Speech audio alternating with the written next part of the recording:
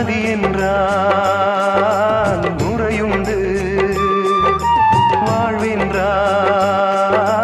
குறையுண்டு.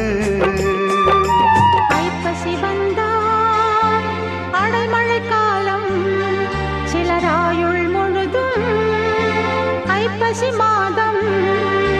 கடவுளும் நீயும் ஒரு தாய் பிள்ளை, இருவரும் தனிமரம் தானே.